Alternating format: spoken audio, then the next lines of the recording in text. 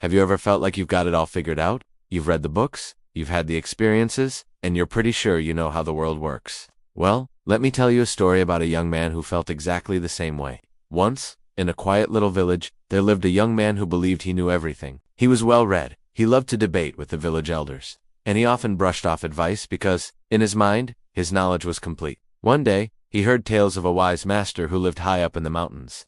A master said to help people unlock their true potential. Driven by a mix of curiosity and a good dose of pride, the young man decided he would pay this master a visit, perhaps to test his own intellect against this renowned wisdom.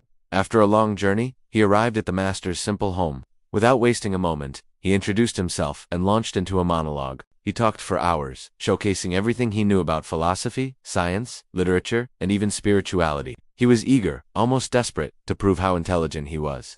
Throughout it all, the master just sat there, listening patiently with a gentle smile on his face. When the young man finally paused for a breath, the master simply asked, "Would you like some tea?" The young man, a bit parched from all the talking, nodded. The master brought out a teapot and a cup. He began to pour.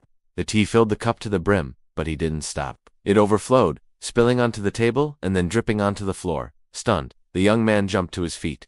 "Stop! What are you doing? The cup is full, can't you see? No more will go in." The master stopped pouring, looked directly into the young man's eyes, and said softly, "Exactly. You are just like this cup, so full of your own opinions and what you believe to be knowledge that there is no room for anything new to enter. If you truly seek wisdom, you must first empty your cup." Those words hit the young man like a thunderbolt. He stood there, frozen. In that single moment, he realized the truth. He hadn't come to the mountain to learn. He'd come to perform, to prove his worth. His own pride was the wall, blocking his path.